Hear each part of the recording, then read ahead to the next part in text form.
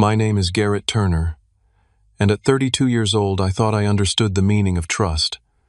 As a software engineer in Seattle, I built systems that required bulletproof security. Yet somehow I handed my credit card to my sister Amanda when she looked me in the eyes and said, "I just need it for groceries."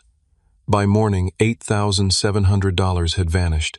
What happened next changed our family forever. Before I continue my story, let me know where you are watching from, and hit subscribe if someone you trusted has ever betrayed you. Growing up as the youngest child in the Turner family had its advantages. Our home in suburban Portland was comfortable enough, not wealthy by any means, but we never went hungry. From an early age, I developed a reputation as the responsible one. While other kids spent their allowances on candy and video games, I saved mine carefully, tracking every dollar in a blue notebook my father had given me for my 10th birthday. Amanda was 3 years older, and for much of our childhood she was my protector. When bullies targeted me in elementary school for being the quiet kid who liked math and computers, Amanda would step in her fierce loyalty, making even 6th graders back down. One memory stands out vividly when I was 9. A group of older boys cornered me on the playground. Before I could even feel afraid, Amanda appeared, stood in front of me, and told them if they touched her little brother they would regret it. They scattered like leaves in the wind. That day, Amanda became my hero.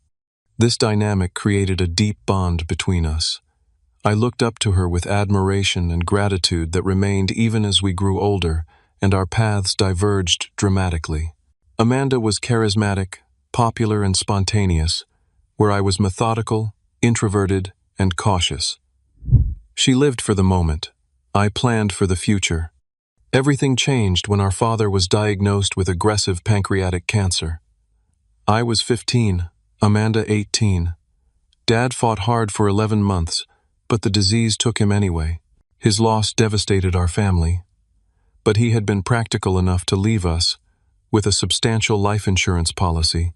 Mom received the largest portion, but Dad had specifically set aside $100,000 each for Amanda and me in trusts we could access when we turned 21. The contrast in how we handled this inheritance defined our adult relationship.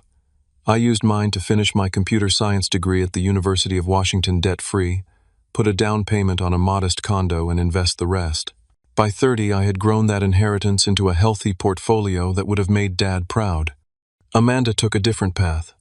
Within 18 months of receiving her trust fund, it was gone. Expensive clothes, a luxury car she could not afford to maintain, lavish vacations with friends who disappeared when the money ran out, and increasingly gambling. What started as occasional trips to casinos turned into an addiction that consumed her finances and relationships. The first time she asked to borrow money, it was for rent. She was 23, tearfully explaining that her roommate had moved out unexpectedly, leaving her unable to cover the full amount. I transferred $1,000 without hesitation, remembering how she had always protected me. She promised to pay me back in 2 months. Those 2 months stretched into 6, then a year, and eventually we both pretended the loan had never happened. This pattern repeated with increasing frequency and growing amounts. Car repairs, medical bills, utilities about to be shut off. Each time there was a plausible explanation, a desperate need, and promises of repayment that never materialized. And each time our mother would say, "She is going through a rough patch. She is your sister." Family helps family. By the time I was 28 and Amanda 31, I had loaned her over $20,000 that I would never see again. The breaking point should have been when she asked for $6,000 to pay off what she described as "some guys who will hurt me if I do not pay." I learned later it was a gambling debt to an underground poker game. I paid it, then insisted she attend Gamblers Anonymous meetings. She went twice before declaring it depressing and not for her. Despite my financial support, Amanda's life continued to spiral. She had a son at 25 with a boyfriend who left before the birth. 2 years later, she had a daughter with another man who stayed slightly longer, but eventually disappeared as well. My niece and nephew became the new justification for emergency financial requests. The kids need winter clothes. Mason needs asthma medication. Lily has a school trip coming up. I loved those kids fiercely and worried about their stability. This concern kept me engaged when logic told me to step back. I found Mason a spot in a good after-school program and paid for it directly. I set up a college fund for Lily when she was born, making sure Amanda could not access it. I tried to provide structure where I could without undermining my sister. Mom continued to enable Amanda watching the children whenever asked, giving Amanda money she could barely afford to give, and most damagingly making excuses for increasingly irresponsible behavior. When Amanda lost jobs for showing up late or not at all, Mom would say, "That manager had it out for her from day one." When Amanda maxed out credit cards Mom had co-signed for, Mom would say, "Everyone struggles with credit these days." My attempts to help Amanda find stable employment leveraged all my professional connections. I got her an interview at a friend's marketing firm, which she missed because she overslept. I helped her create a resume that strategically explained her work history gaps, then discovered she had added fictional jobs to it before submitting. I paid for a vocational course in medical billing that she abandoned halfway through. The most significant intervention came when Amanda totaled her car while driving under the influence with the children in the back seat. By some miracle, no one was hurt, but she faced potential charges and the loss of her license. I hired an attorney who managed to get her into a diversion program instead of jail time. The legal fees cost me $11,000, but I considered it an investment in my niece and nephew's well-being. They needed their mother, flawed as she was. After this incident, Amanda seemed genuinely shaken. She attended sobriety meetings for 3 months, found part-time work at a local daycare center where she could bring Lily for free, and stopped asking for money. For almost a year, I dared to hope she had turned a corner. I should have known better. The timing could not have been worse when Amanda called me that Tuesday evening in April. I had just finished a video call where I had accepted a promotion to senior software architect, a position I had been working toward for 2 years. My girlfriend Rachel and I had just closed on our first house together after dating for 3 years, a beautiful 3-bedroom craftsman with a yard for the dog we planned to adopt. Most significantly, I had been saving for 6 months to buy Rachel an engagement ring, setting aside money from each paycheck for the 2-carat emerald-cut diamond she had once admired in a jewelry store window. My phone rang just as Rachel and I were discussing paint colors for the living room. Seeing Amanda's name on the screen, I felt the familiar mix of love and wariness that her calls always triggered. "Garrett, I would not ask if it was not an emergency." Her voice sounded thick with tears. "The refrigerator is completely empty. Mason and Lily have not had a proper meal in 2 days. I have been feeding them peanut butter sandwiches and the last of the cereal. My paycheck does not come until Friday, and the child support is late again." I pinched the bridge of my nose, already knowing where this conversation was headed. "How much do you need this time, Amanda?" "That is the thing," she said, her voice brightening slightly. "I do not need you to give me money. I just need to borrow your credit card to buy groceries. Just basics to get us through until Friday. Then I will pay you back immediately." Rachel, overhearing my side of the conversation, gave me a warning look. We had discussed setting firmer boundaries with Amanda, especially now that we were building a life together.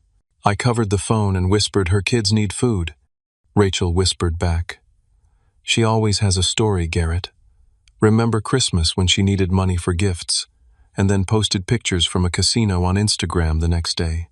She was right, of course. Amanda had a gift for making each crisis sound unique and unavoidable, when they were actually variations on the same self-created catastrophe. But I could not stop thinking about Mason and Lily. My 10-year-old nephew had inherited my love for mathematics and building things. My 8-year-old niece was artistic and sensitive, always drawing pictures that she would proudly present to me. The thought of them going hungry while I sat in my new house discussing paint swatches made my chest tight with guilt. "Let me think about it," I told Amanda. "Can we meet tomorrow to talk?" "The kids are hungry now, Garrett." She pushed, her voice cracking. "I would not ask if I had any other option. Mom is tapped out this month with her medical bills. I tried applying for emergency assistance, but the appointment is not for another week. Please, just this once." I agreed to meet her at a coffee shop near her apartment the next morning. Rachel was not happy about it. As we got ready for bed that night, she expressed her concerns clearly. "I love how much you care about those kids," she said, sitting on the edge of our bed. "It is one of the reasons I fell in love with you. But Amanda takes advantage of that. She knows exactly which buttons to push." What am I supposed to do? I asked, genuinely conflicted. Let the kids go hungry because their mother is irresponsible.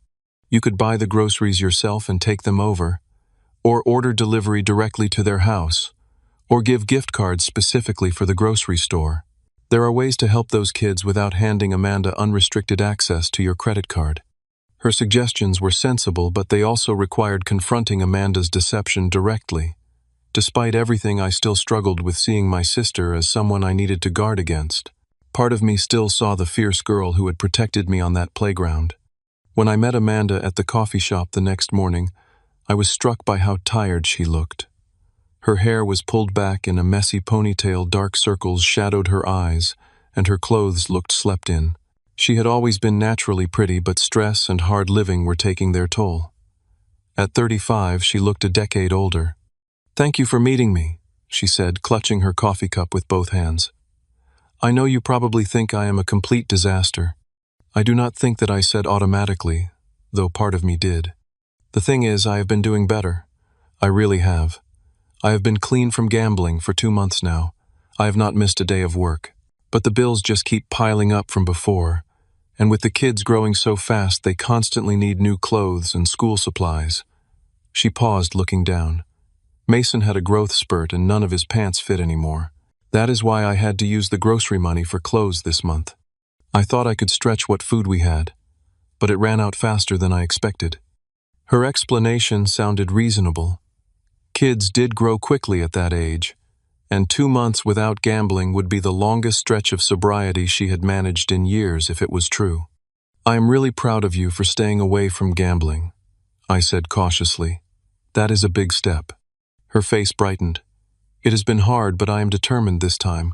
For the kids, you know, they deserve better than what they have gotten so far." We talked for another 30 minutes, with Amanda outlining her plan to get caught up financially once her tax refund arrived. She seemed more organized and focused than I had seen her in years. By the end of our conversation, I had convinced myself that perhaps this really was a turning point. "So about the groceries," she said finally. "I promise I will only use the card for food, maybe $200 worth tops, and I will pay you back on Friday when my check comes in." Against every rational instinct, I removed my credit card from my wallet and handed it to her. "I need it back tomorrow," I said firmly. "And Amanda, I mean it. Only groceries." "Of course," she said, reaching across the table to squeeze my hand. "You are the best brother in the world, Garrett. I do not know what I would do without you." As she slipped my card into her purse, a flicker of doubt crossed my mind. But I pushed it aside, telling myself that even if she broke her promise, how much damage could she really do in one day? The series of text notifications began at 3:14 in the morning. Half asleep, I registered the buzzing of my phone on the nightstand but ignored it, assuming it was some system alert from work. When my alarm went off at 6:30, I had 17 unread messages from my credit card company. Purchase $89.99 at Electronics Paradise Purchase. $212.47 at Westfield Grocery Purchase. $495 at Casino Royal Online Cash Advance 5. $100 at ATM. Wells Fargo Northgate Purchase. $876.32 at Nordstrom Cash. Advance $500 at ATM. Bank of America Downtown Purchase. $1,200 at Casino Royal. Online Purchase. $428.75 at Liquor Warehouse Cash Advance. $500 at ATM Chase Riverview. Purchase $2,000 at Casino Royal Online Purchase. $312.89 at Best Buy Cash Advance. $500 at ATM Wells Fargo Northgate Purchase. $299.99 at Electronics Paradise Purchase. $245.78 at Designer Shoes Purchase. $538.90 at Casino Royal Online. The total, including fees for the cash advances, came to $8,700.14. My credit limit was $10,000. I stared at my phone in disbelief, my mind refusing to process what I was seeing. This had to be fraud. Someone must have cloned my card. But as the fog of sleep cleared, the sickening reality set in. The only person who had my card was Amanda. "What is wrong?" Rachel asked, rousing beside me, alarmed by my expression. "Amanda," I managed to say, passing her my phone. Rachel scanned the messages, her face hardening. "Call the credit card company right now. Report it as fraud." But I gave her the card, I said, already dialing the number on the back of my backup card. After navigating the automated system and verifying my identity, I explained the situation to the customer service representative. Her response was what I feared. "I understand this is distressing, Mr. Turner, but since you voluntarily gave your card to your sister, this does not qualify as unauthorized use under our fraud protection policy. You are responsible for all charges made with your permission." But I only gave permission for grocery shopping, not for thousands of dollars in gambling and cash advances, I argued.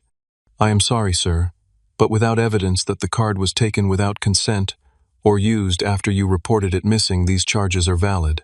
You may want to pursue this as a civil matter with your sister, but the bank cannot reverse these transactions." By the time I hung up, Rachel was already dressed.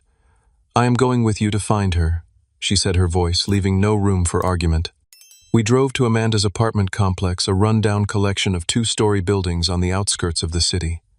No one answered when we knocked on her door. A neighbor walking her dog informed us that Amanda had left with a suitcase the previous evening, the children in tow. "Where would she take the kids?" Rachel asked as we got back in the car. "Probably to Mom's," I replied, already calling my mother's number. Mom answered on the fourth ring, her voice deliberately casual. "Garrett, what a nice surprise to hear from you so early." "Is Amanda there?" I asked, cutting to the chase. A pause. "Yes, she and the kids stayed over last night. They are still sleeping. Mom, she stole $8,700 from me. She maxed out my credit card after I lent it to her for groceries." Another longer pause. "Well, I would not call it stealing exactly. She is going through a really difficult time right now." My grip tightened on the steering wheel as I put the phone on speaker. "Mom, she spent over $2,000 on online gambling. She took out cash advances. She bought electronics and designer clothes. This was not a misunderstanding. She has a problem, Garrett. She needs help, not judgment. You have always been so blessed with financial stability. Is this amount really going to ruin you?" I could not believe what I was hearing. "That is not the point, Mom. She lied to me. She stole from me. And now you are defending her." "I am not defending what she did," Mom replied, though her tone suggested otherwise. "But she is terrified right now. She owes some very dangerous people money. This gambling thing, it is an illness. You cannot just expect her to control it." "Where did she go?" I demanded. "I know she is not still at your house." Mom sighed. "She left about an hour ago. She said she needed to handle some business. The kids are still here." "What kind of business?" "Where did she go?" "I do not know, Garrett." She did not say. But she was very upset. "So am I nearly shouted. "She emptied my savings, Mom. The money I was going to use for Rachel's engagement ring is gone." "Oh, Mom," said softly, finally seeming to grasp the gravity of the situation. "I did not realize. I need to talk to her. Tell her to call me when she comes back for the kids." "Garrett," Mom said, her voice turning pleading, "try not to be too harsh with her. She knows she made a mistake. But she is still your sister, and she needs your compassion, not your anger." After hanging up, I sat in silence, the car idling in the parking lot of Amanda's apartment complex. Rachel placed her hand on mine. "What do you want to do?" she asked gently. "I do not know," I admitted. "I cannot afford to write off this much money. But what options do I have? She obviously does not have it to pay back. If I report her to the police, she could go to jail. What happens to Mason and Lily then?" "This is not just about the money," Rachel said. "This is about Amanda facing consequences for once in her life. Your mom enables her. You enable her. Nothing changes because nothing ever has to change for her. She was right, and I knew it. But knowing what needed to happen and being the one to make it happen were two very different things." We spent the rest of the day trying to locate Amanda. I called friends she might be staying with, checked. Her usual haunts, even drove by the local casinos. No sign of her. My calls went straight to voicemail. Text messages showed as delivered, but unread. By evening, I was exhausted and no closer to a resolution. Rachel and I returned to our new home, which now felt tainted by this betrayal. The excitement of our fresh start had been replaced with financial anxiety and family drama. "What about the kids?" Rachel asked as we picked at takeout neither of us had the appetite for. "Mom says they are fine for now. They have stayed with her plenty of times before." I pushed my food away and leaned back in my chair. I just cannot believe she would do this to me, after everything I have done for her. "Maybe that is exactly why she did it," Rachel observed. "Because you have always been there to clean up her messes. Why would this time be any different?" The truth in her words stung. I had spent so many years trying to save Amanda from herself that I had become part of the problem. My help had become a crutch she leaned on rather than an opportunity to stand on her own. That night, as Rachel slept beside me, I stared at the ceiling, replaying years of enabling behavior. The money was significant, yes, but more painful was the realization that my sister had looked me in the eye, made a promise she never intended to keep, and betrayed my trust without hesitation, and somewhere deep down I had known she would. The $8,700 represented more than just money. For 6 months I had been setting aside a portion of each paycheck for the perfect engagement ring. Rachel had once pointed out a 2-carat emerald-cut diamond set in platinum. While we were window shopping, her eyes lingering just a moment too long. I had noted the style and started saving immediately, wanting to give her something special that represented all she meant to me. Now that dream had vanished overnight. While we had discussed marriage extensively and knew we wanted to build a life together, the formal proposal and beautiful ring were important symbols to me. I had even planned how I would ask during our upcoming vacation to the Oregon coast at sunset on the beach where we had first said "I love you." The morning after discovering the theft, I sat Rachel down at our kitchen table. "I need to talk to you about the engagement ring," I began, my throat tight. "Garrett, it is okay," she interrupted, reaching for my hand. "I know what that money was for. Amanda took that from both of us." "I had it all planned," I admitted. "The proposal, the ring, everything. Now I do not know when I will be able to replace that savings." "A ring is just a thing," Rachel said, though I could see the disappointment she was trying to hide. "We can still get engaged. I would say yes to a twist tie if you were the one offering it." Her generosity only made me feel worse. Rachel deserved everything I had planned to give her, not a compromised version, forced by my sister's selfishness. Beyond the ring, the financial strain touched every aspect of our lives. Our new mortgage payment was manageable with our combined incomes, but now I faced a maxed-out credit card that would accrue significant interest if not paid quickly. The minimum payment alone would stretch our monthly budget. I had always prided myself on financial responsibility. I paid my credit card in full each month, had an excellent credit score, and maintained a 6-month emergency fund. That emergency fund would now need to be drained to cover this unexpected debt, leaving us vulnerable if any actual emergency arose. At work, I struggled to focus. My promotion came with new responsibilities that demanded clear thinking and creative problem-solving. Instead, I found myself staring at my monitor, running calculations of how long it would take to rebuild our savings, or checking my phone to see if Amanda had finally responded to my messages. My team noticed the change. My manager pulled me aside after I missed an important deadline for the first time in my career. "Everything okay, Garrett? This is not like you." I gave a vague explanation about family issues, embarrassed to admit the truth. He was understanding, but reminded me that the senior position came with higher expectations. I promised to get back on track, then spent my lunch break calling local pawn shops to see if Amanda had sold any electronics matching the ones she had purchased with my card. Sleep became elusive. I would lie awake analyzing where I had gone wrong, replaying the coffee shop conversation where I had handed over my card despite all the warning signs. During the day, fatigue made everything harder, from coding complex algorithms to maintaining patience with daily annoyances. Rachel remained supportive, but increasingly concerned. One evening, about a week after the incident, she broached the subject that had been hanging between us. "Have you considered filing a police report?" she asked carefully. The question sent a wave of conflicting emotions through me. Part of me wanted justice, wanted Amanda to face real consequences for once. Another part recoiled at the thought of my sister in handcuffs, of being responsible for putting her in the system. I have thought about it, I admitted. But what happens to Mason and Lily if she goes to jail? They end up in foster care, or with Mom, who can barely manage her own life, let alone 2 kids. Those children are already suffering because of her choices, Rachel pointed out.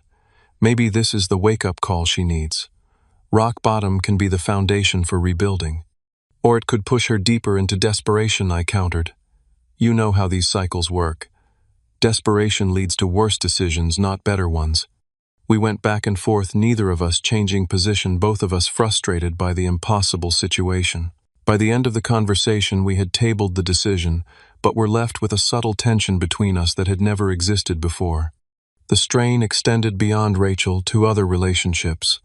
Friends invited us out for dinner or drinks, and I had to decline, unable to justify the expense. When asked why I gave vague excuses rather than admit the humiliating truth, gradually social invitations became less frequent. Even my relationship with my mother deteriorated. She continued to serve as a communication channel between Amanda and me, relaying messages that always included excuses, but never apologies or concrete plans for repayment. After 2 weeks of this, I finally snapped during a phone call. Stop defending her, Mom. Just stop. She is 35 years old, not 15. She made choices, horrible, selfish choices that hurt people who love her. Why can you not see that? Of course I see it, Mom replied, her voice thin with stress. I see all of it. I see Amanda struggling with demons your father had too, that gambling addiction that ruined so many of our early years together before he got help. I see you so much like me, always trying to fix everything, taking on responsibility that is not yours. I see those beautiful children caught in the middle. Her words stopped me cold. What do you mean demons Dad had too? A heavy sigh came through the phone. Your father had a gambling problem when we first married. It nearly destroyed us. He got help, eventually joined Gamblers. Anonymous stayed clean for over 20 years. But these things can run in families, Garrett. Amanda did not choose this addiction. She chose to lie to me. She chose to take my card and spend thousands on luxury items and cash advances, not just gambling. When you are in the grip of addiction, your choices are not really choices, Mom insisted. You will understand someday when you have children. You cannot just cut them off when they make mistakes, even terrible ones. There is a difference between cutting someone off and setting healthy boundaries, I said, repeating a phrase my therapist had used years ago when I first sought help dealing with Amanda's behavior patterns. Boundaries, Mom scoffed. Family does not work that way, Garrett. Family forgives. Family sacrifices. Family stands by each other no matter what. The conversation ended in a stalemate, with both of us frustrated and hurt. But it revealed something important. The dysfunctional patterns in our family went back further than I had realized, and my mother's enabling behavior toward Amanda mirrored her own experience with my father. As days stretched into weeks with no resolution, I began to notice subtle changes in myself. The constant anxiety about money made me irritable. Small disagreements with Rachel escalated quickly as my fuse shortened. I tracked our spending, obsessively scrutinizing even minor purchases. Most disturbing was the growing resentment I felt, not just toward Amanda but toward my niece and nephew. Logically, I knew they were innocent victims in this situation, but emotionally I began to view them as extensions of their mother's manipulation. This realization horrified me and became the catalyst that finally pushed me to seek a solution, any solution to break free from this toxic cycle. 3 weeks after the credit card incident, I was scrolling through social media before bed when a notification appeared. Amanda had just posted for the first time since emptying my credit card. It was a check-in at a restaurant I recognized, an upscale sushi place downtown. The timestamp showed it had been posted 10 minutes earlier. She is out having sushi, I said to Rachel, my voice flat with disbelief. $8,700 of my money is gone. I cannot reach her for weeks. And she is posting about spicy tuna rolls on Instagram. Rachel took my phone and looked at the post. The caption says, "Treating myself after a hard few weeks. Self-care is important. Is she serious right now?" Something inside me shifted. The last thread of familial loyalty of making excuses for Amanda's behavior finally snapped. I took back my phone and called my mother. "Where is Amanda staying?" I demanded without preamble. "Garrett, It is nearly midnight. Can this wait until morning? She just posted from Osaka Sushi downtown, treating herself after a hard few weeks. So clearly she is not hiding from dangerous loan sharks or whatever story she told you. Where is she staying, Mom? A long pause. She has been staying with her friend Tina since last week. But Garrett, she is still figuring things out. She does not have the money to pay you back yet. Address, Mom. I need Tina's address. I do not think confronting her when you are this angry is a good idea. I am not going to confront her tonight. I just need to know where she is. Mom reluctantly gave me the address, making me promise not to go there until I had calmed down. I agreed, though my plans were already forming. After hanging up, I opened my laptop and logged into my banking portal. Years ago, when Amanda had been going through her divorce, I had helped her set up new bank accounts. She had been worried her ex would drain their joint accounts, so I had walked her through the process of establishing accounts in her name only. What she did not know was that I had kept the login information initially as a backup in case she got locked out, but later as a way to verify her financial claims when she asked for money. I had not checked her accounts in over a year, feeling it was an invasion of privacy. Now I felt no such compunction. After logging in, what I saw shocked me even more than the credit card theft. Amanda had a savings account with over $12,000 in it. How is this possible? Rachel asked, looking over my shoulder. She told you she was broke, that the kids did not have food. I navigated to the transaction history. Regular deposits had been made over the past 6 months, including a substantial one 3 days after she had taken my credit card. The source was labeled Estate of Michael Turner. Dad's insurance money, I said quietly. She must have hidden some of it from everyone. This discovery changed everything. Not only had Amanda lied about needing my credit card for necessities, but she had significant savings the entire time. The betrayal cut even deeper. The next morning, I called a lawyer friend who specialized in financial disputes. I explained the situation, including my access to Amanda's bank records. Technically, accessing her account without permission could be problematic, he advised. But given that she authorized you initially, it falls into a gray area. The more pressing issue is recovering your money. Do you have any documentation of the agreement when you lent her your card? Nothing written, I admitted. It was a verbal agreement that she would only use it for groceries and return it the next day. That makes things harder to prove, but not impossible. You have the card transaction records showing it was clearly not used just for groceries. Your best options are file a police report for credit card fraud, which could result in criminal charges. File a civil lawsuit for the amount taken, or attempt to negotiate repayment directly. What if I just transferred the money from her account to mine, I asked. The same amount she took from me. He paused. That would be legally questionable. Since you are not an authorized user on her current account despite having access, it could be considered unauthorized access and electronic theft. I would not recommend that approach. After hanging up, I sat at my kitchen table, weighing my options. Filing criminal charges would devastate Amanda's already precarious life situation and potentially hurt Mason and Lily. A civil lawsuit would be expensive, time-consuming, and might still not result in repayment. As I considered the third option, direct negotiation, an idea began to form. Amanda had shown she could not be trusted to honor agreements. Any repayment plan would likely fall apart at the first opportunity. But I had leverage now that I knew about her secret savings. I spent the rest of the day researching banking regulations and laws regarding disputed transactions. What I discovered was that while accessing someone else's account without permission was generally illegal, there were exceptions for cases of proven fraud, and when the person had previously granted access authorization. More importantly, I found that if I could prove Amanda had defrauded me and had the means to repay but refused, I might have grounds for an emergency recovery action. It was still legally risky, but less so than I had initially feared. That evening, I composed a detailed email to Amanda, sending it to every address I had for her.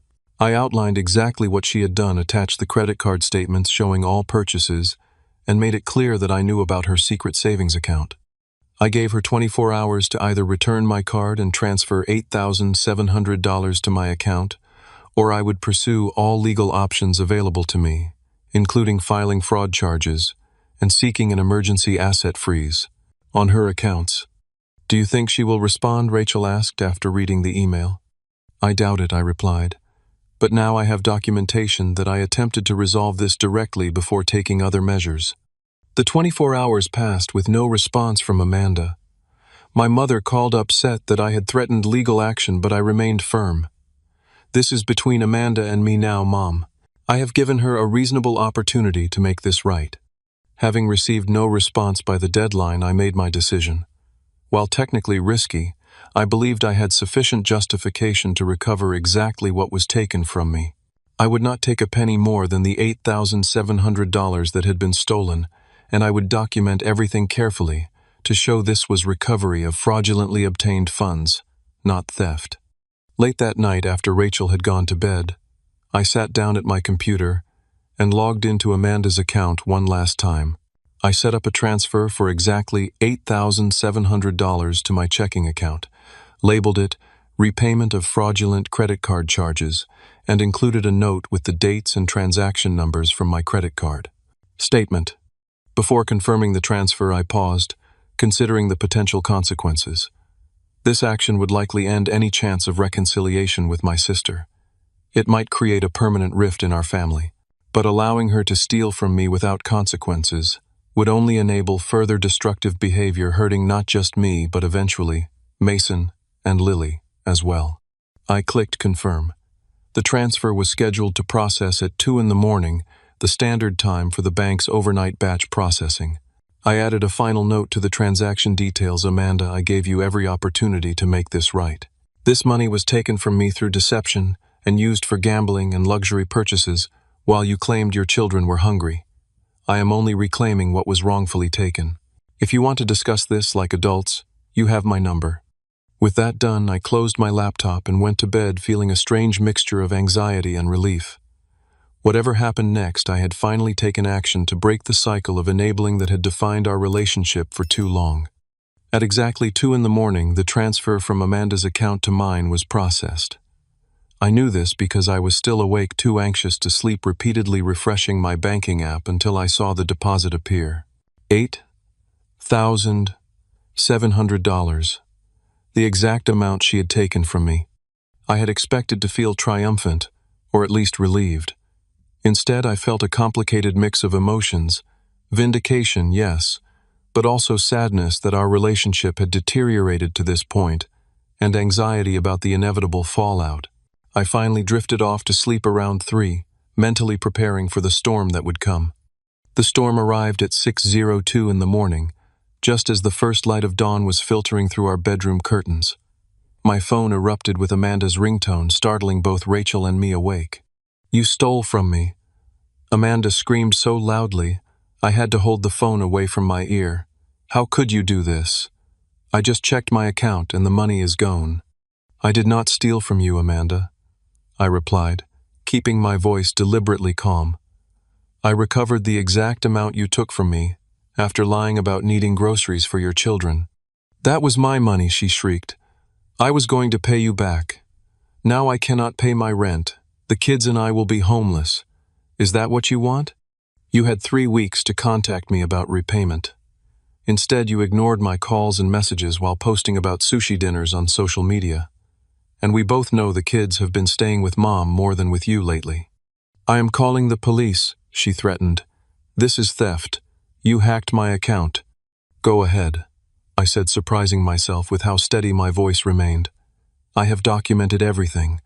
The credit card statements showing you spent thousands on gambling and luxury items after promising to only buy groceries. The bank records showing you have had money all along while claiming poverty. The multiple attempts I made to contact you about repayment. I am happy to explain it all to the police. There was a moment of silence before Amanda changed tactics, her voice breaking into sobs. How could you do this to me, Garrett? I am your sister. I have always been there for you. No, Amanda, you have not. You have been taking from me for years without giving anything back. I have paid your rent, your legal fees, your gambling debts. I have bought clothes and medicine for your children while you spent money on yourself. I have tried to help you find jobs and get treatment for your addiction. And how did you repay me? By lying to my face and stealing thousands of dollars that I was saving for an engagement ring. An engagement ring, she repeated momentarily, derailed from her outrage. For Rachel. Yes, for Rachel. $8,700 I had been saving for months gone in a single night because you could not control your gambling addiction for even 24 hours. Another pause. I could almost hear her recalculating her approach. Garrett, I am sick. You know gambling addiction is a disease. Would you punish someone for having cancer? For having depression? No, but I would expect them to seek treatment and not use their illness as an excuse to hurt others. You have refused help every time it has been offered. You chose to lie to me, Amanda. You chose to take my card under false pretenses. You chose to spend thousands at online casinos instead of feeding your children. Just then, my phone beeped with another incoming call. My mother. Mom is calling me now, I told Amanda. I am guessing you woke up the entire neighborhood with your screaming and called her immediately. Of course I called her. Someone in this family needs to have a heart. I switched to the other call. Hello, Mom. Garrett, Michael Turner. What have you done? My mother's voice was tight with anger. Amanda just called me hysterical, saying you hacked her bank account and stole all her money. Not all her money, Mom. Just the exact amount she stole from me 3 weeks ago, and I did not hack anything. She gave me access to that account years ago when I helped her set it up. That does not give you the right to take money from her account. She was going to pay you back when she could. Was she? Did she tell you about the $12,000 she has been hiding in a savings account while claiming she could not afford to feed her children? Did she mention that she spent my money on online gambling and designer clothes? Not groceries. Mom faltered. She said she needed that money for rent and bills. She has been lying to both of us, Mom. For years. And we have both enabled it by believing her stories and bailing her out of every self-created crisis. The conversation with my mother continued for nearly 30 minutes, covering ground we had been over countless times before. But something was different this time. As I calmly presented the evidence of Amanda's deception, I could hear my mother's certainty wavering. I just want what is best for both my children, she said finally, her voice tired.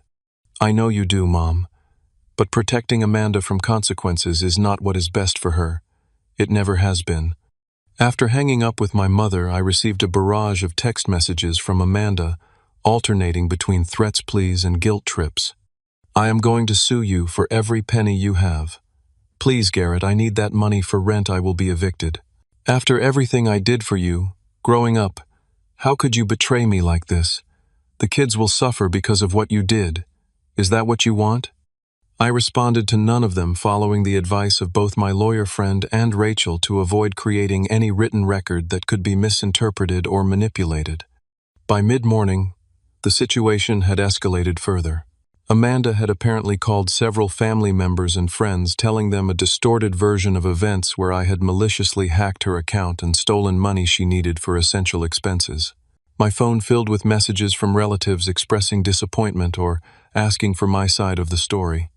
Most painful was a call from my cousin Michael, who had always been like a brother to me. Man, what is going on? Amanda says. You cleaned out her bank account. That does not sound like you. I explained the full situation, including the original theft and Amanda's secret savings. That makes more sense, Michael said. Look, we all know Amanda has issues. No one believes you would just take her money for no reason.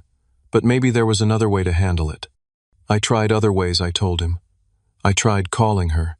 I tried emails. I gave her a chance to work it out like adults. She ignored me until the money was gone. Then suddenly she had time to call everyone we know. Michael was silent for a moment. Fair enough. For what it is worth, I think you did what you had to do. Amanda has been skating by on family sympathy for too long. His support meant more than I could express. As the day progressed, a pattern emerged. Those who knew Amanda well and had experienced her manipulation firsthand generally understood my actions, while those who only saw her charming public persona were shocked by what they viewed as my betrayal. By afternoon, Amanda had changed tactics again. She appeared at our house unannounced, pounding on the door while Rachel and I were both working from home. I know you are in there, Garrett. We need to talk face to face. Be a man and open the door. Through the security camera, I could see she was alone, her face blotchy from crying, her hair disheveled. I opened the door but blocked the entrance. "You need to calm down," I said firmly. "I am not discussing anything with you while you are like this." "Like what?" "Upset that my brother stabbed me in the back. Worried about how I am going to pay rent. Scared about what happens to my kids. The same kids you claimed were hungry while you had thousands in savings. The same kids you left with Mom so you could go gambling with my money. Those kids." Her face crumpled. For a moment I saw genuine pain and shame in her expression, but it quickly hardened back into defensive anger. "You have no idea what my life is like," she said. "How hard it is to be a single mother, with no support from their fathers. How expensive everything is. The pressure I am under all the time." "You are right," I conceded.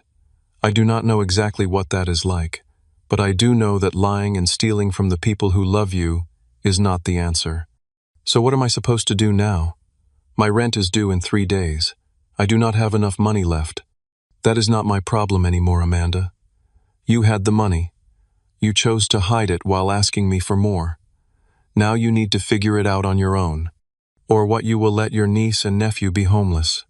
I had anticipated this manipulation tactic. Mason and Lily always have a place to stay with Mom or with me and Rachel if needed. But you need to stop using them as shields and bargaining chips. It is not fair to them. Our confrontation continued for nearly an hour, moving from the doorstep to the living room when it became clear the neighbors were watching. Rachel stayed nearby, a silent support, but allowing me to handle the situation. Eventually, Amanda's anger gave way to exhaustion. "So what happens now?" she asked, slumped on our couch. "Are we just done as brother and sister? Over money?" "This was never just about money," I told her. "It is about trust and respect. You betrayed my trust in the worst way, Amanda. After years of me trying to help you, that is not something I can just forget. So that is it. You got your money back, and now you are washing your hands of me." "I did not say that. But things cannot go back to how they were before. If you want a relationship with me moving forward, it needs to be built on honesty and respect. That starts with you getting real help for your gambling addiction and taking responsibility for your choices." She left without making any promises, but also without the dramatic threats and accusations that had characterized the beginning of our conversation. It felt like perhaps, just perhaps, something had shifted. The aftermath continued to ripple through our family for weeks. My mother vacillated between anger at my methods and grudging acknowledgement that Amanda's behavior had been indefensible. Some relatives took sides while others tried to mediate. Throughout it all, Rachel remained my steadfast supporter, even when the stress spilled over into our relationship. "Are you having second thoughts about marrying into this family drama?" I asked her one night, only half joking. "Not even for a second," she replied, curling against me on the couch. "I am proud of you for finally standing up for yourself. It was long overdue." The most unexpected outcome came about a month after the confrontation. Amanda texted me, asking to meet for coffee alone. Against Rachel's concerned advice, I agreed. When I arrived at the coffee shop, Amanda was already there, looking more put together than she had in months. Her hair was neatly styled, her clothes simple but clean, and most noticeably her eyes were clear and present in a way they had not been during the depths of her gambling addiction. "Thank you for coming," she said, no trace of hostility in her voice. "I was not sure you would." "I almost did not," I admitted, "but we are still family." She nodded, taking a deep breath. "I joined Gamblers Anonymous. For real this time. 2 meetings a week, plus a therapist who specializes in addiction. I have been clean for 22 days. I was surprised but cautious. "That is great, Amanda. Truly. What made you decide to go now?" She looked down at her coffee. "After everything that happened, it was like finally seeing myself through other people's eyes. Mom stopped making excuses for me. Michael and Aunt Susan sat me down for a really painful conversation. And you." She paused, meeting my eyes. "You were the first person who ever made me face real consequences." It was like a slap in the face, but one I needed. I did not know what to say. After years of trying to help her through support and second chances, Could it really be the tough love approach that finally made a difference? I am not asking for anything, she continued. Not money, not forgiveness, nothing. I just wanted you to know that I am trying to change. For real this time. For the kids, but also for me. As our conversation continued, I maintained my guard, having been disappointed too many times before. But there was something different about Amanda this time, a humility and self-awareness I had never seen before. Before we parted, she handed me an envelope. Inside was a check for $200 and a handwritten note, first installment. I will pay back every penny, even if it takes years. Thank you for not giving up on me, even when I gave you every reason to. It was a small step, but perhaps the beginning of a new chapter for our family. 6 months passed, bringing changes none of us could have predicted the day I discovered $8,700 missing from my account. The seasons shifted from spring to summer, and then to fall, and with them our family dynamics evolved as well. Amanda maintained her commitment to recovery, marking 183 days of freedom from gambling. The journey was not without setbacks. There were missed meetings when childcare fell through one tearful late-night call, when she confessed to browsing an online casino site before closing it without playing, and countless moments of frustration as she faced the financial wreckage her addiction had created. But unlike previous attempts at change, this time she did not abandon the process when it became difficult. She found a sponsor through Gamblers Anonymous, a woman named Diane who had lost her home and marriage to the same addiction before rebuilding her life. With Diane's guidance, Amanda worked through the 12 steps with genuine effort. Most significantly, Amanda had begun making regular, if small, payments toward what she owed me. Sometimes it was just $50, other times $200, when she picked up extra shifts at the restaurant where she now worked as a server. Each payment came with a note updating me on her recovery and the kids. I kept every note in a drawer, a tangible record of her commitment to change. My relationship with my mother evolved as well. The rift caused by my confrontation with Amanda gradually healed as Mom came to recognize how her enabling had contributed to the problem. She attended Al-Anon meetings for families of addicts, where she connected with other parents struggling with the difficult balance between supporting and enabling their adult children. One Sunday afternoon, Mom invited Rachel and me over for dinner, something that had been uncommon in the tense months following the incident. As we sat on her patio after the meal, she brought up the subject we had all been carefully avoiding. "I owe you an apology, Garrett," she said, setting down her iced tea.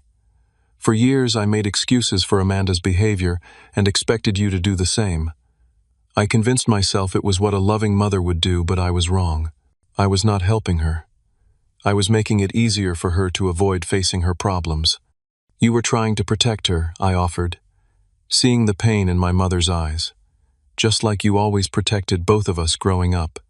"There is a difference between protection and enabling," she replied, echoing the very words I had tried to explain to her months before. "I am learning that difference now. Better late than never, I suppose." My relationship with Rachel strengthened through the ordeal. The engagement ring I eventually purchased was smaller than originally planned, but the proposal on the Oregon coast was everything I had hoped for. Her tearful yes and the joy we shared in that moment were untainted by the family drama that had preceded it. As for Mason and Lily, my relationship with them underwent its own healing process. In the immediate aftermath of the confrontation with Amanda, I had pulled back, associating them with their mother's manipulation. It was not fair to them, and the realization of my emotional withdrawal had been a painful mirror of my own flaws. I made a conscious effort to rebuild those connections, establishing a regular schedule of spending time with them separate from Amanda. One Saturday a month became Uncle Garrett Day, where I would take them on outings to museums, parks, or special events. Rachel often joined us, developing her own bond with the children who would soon become her niece and nephew by marriage. Through it all, I reflected deeply on the lessons this painful chapter had taught me. The most profound was understanding the true meaning of helping someone you love. For years, I had mistaken financial bailouts and emotional buffering for genuine support. In reality, these actions had only postponed the inevitable confrontation Amanda needed to have with her addiction. True help sometimes meant allowing someone to face the natural consequences of their actions. It meant standing firm in the face of manipulation and guilt trips. It meant recognizing that love and enablement are not the same thing, and in fact are often opposing forces. I also learned about the importance of healthy boundaries. Growing up in a family where family always comes first was an unquestioned mantra. I had never developed the skills to say no to toxic requests or to protect my own well-being when it conflicted with others' demands. Learning to establish and maintain boundaries was uncomfortable at first, then liberating. The journey of recovery was not just Amanda's. It belonged to our entire family. Each of us had patterns to break, new skills to learn, and old wounds to heal. The process was messy and non-linear, with progress followed by setbacks followed by new growth. On a crisp October evening, almost exactly 6 months after the confrontation that changed everything, Amanda invited Rachel and me to dinner at her apartment. It was a simple meal, spaghetti and salad prepared with the help of Mason and Lily. But it represented something profound. Amanda taking responsibility not just for herself, but for creating positive family experiences for her children. After dinner, when the kids were occupied with a movie in the living room, Amanda handed me an envelope. Inside was a check for $1,000, by far the largest repayment she had made. "I got a promotion at work," she explained. "Assistant manager. The first real career step I have taken in years." "Amanda, that is amazing," I said, genuinely proud of her progress. "But are you sure you can afford this much at once? You and the kids need stability too." She shook her head. "I need to do this, Garrett. Not just for you, but for me. Each payment is a reminder of where I have been and where I never want to return. It is part of my recovery." As Rachel and I drove home that night, I felt a sense of peace that had eluded me for months. The money itself, while still significant, had become secondary to the healing it represented. Amanda would eventually repay the full amount, I believed that now, but the greater debt that had been repaid was the restoration of trust between us. The experience had taught me that sometimes the most loving thing you can do for someone is not what feels good in the moment. Sometimes love requires standing firm when every instinct calls for surrender. Sometimes it means allowing someone to fall so they can learn to pick themselves up. And sometimes the hardest battles yield the most meaningful victories. True love is not about endless sacrifice and martyrdom. It is about respect, boundaries, and believing in someone's capacity to grow even when they cannot see it themselves.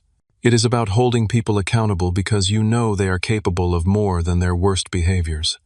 Have you ever had to make a difficult decision that hurt someone you loved in the short term, but ultimately led to positive change? Or have you struggled with setting boundaries with family members who cross lines? Let me know in the race. Comments below. Your story might help someone else facing similar challenges. If this resonated with you, please hit the like button and subscribe to hear more real-life experiences. Thank you for listening, and remember, sometimes the hardest choices lead to the most important growth.